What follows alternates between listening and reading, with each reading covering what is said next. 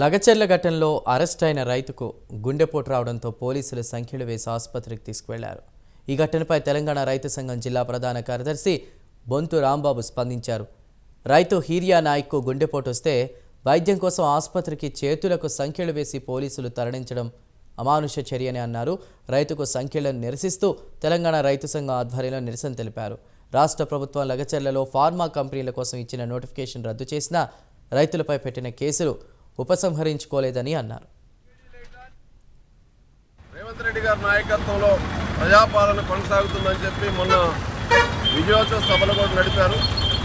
ఏదైతే ముఖ్యమంత్రి గారి సొంత నియోజకవర్గం కొడంగల్లో లగచెర్ల రైతుల మీద గతంలో పోలీసు నిర్బంధం కొనసాగింది. అక్కడ భూసేకరణ సందర్భంగా రెవెన్యూ అధికారుల మీద రైతులు తిరుగుబాటు చేశారని వాళ్ళందరి మీద కేసులు పెట్టి జైలు వేశారు. జైల్లో ఉన్నటువంటి రైతు హీరా నాయక్కి గుండెపోటు వస్తే ఛాతీలో నొప్పి వచ్చిందని చెప్పి ఆసుపత్రికి తీసుకుపోయి వైద్యులు పరీక్షలు చేయగా అతనికి అనారోగ్యానికి గురైండు.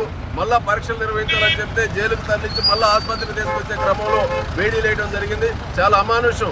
ఒక పక్కన ముఖ్యమంత్రి గారు రేవంత్ రెడ్డి గారే స్వయంగా అక్కడ భూసేకరణ జరగదు, ఫార్మాసిటీని రద్దు చేస్తున్నామని చెప్పినటువంటి సందర్భంలో రైతుల యొక్క కోరిక, రైతుల యొక్క డిమాండ్ అని చెప్పి ప్రభుత్వం అంగీకరించినప్పుడు వాళ్ళని బేషరతుగా జైలు నుంచి విడుదల చేయాలి. కానీ జైల్లో వాళ్ళు అనారోగ్యానికి గురై గుండెపోటు వచ్చినప్పుడు గుండెపోటు వస్తే మనిషి బతుకుతుందో చనిపోతుందో తెలియనటువంటి భయంకరమైనటువంటి పరిస్థితుల్లో ఉన్నటువంటి రైతుని చాలా శాంతియుతంగా ప్రశాంతంగా ఆసుపత్రికి తరలించాలి. కానీ అలా కాకుండా వేడి లేచి నడిపించి అతన్ని తీవ్రమైనటువంటి మానసిక వేదనకు గురై చనిపోయే పరిస్థితి కనిపించడం ప్రభుత్వం వైపు నుంచి, పోలీస్ శాఖ నుంచి, జైలు శాఖ నుంచి చేయడం అనేది చాలా దారుణం.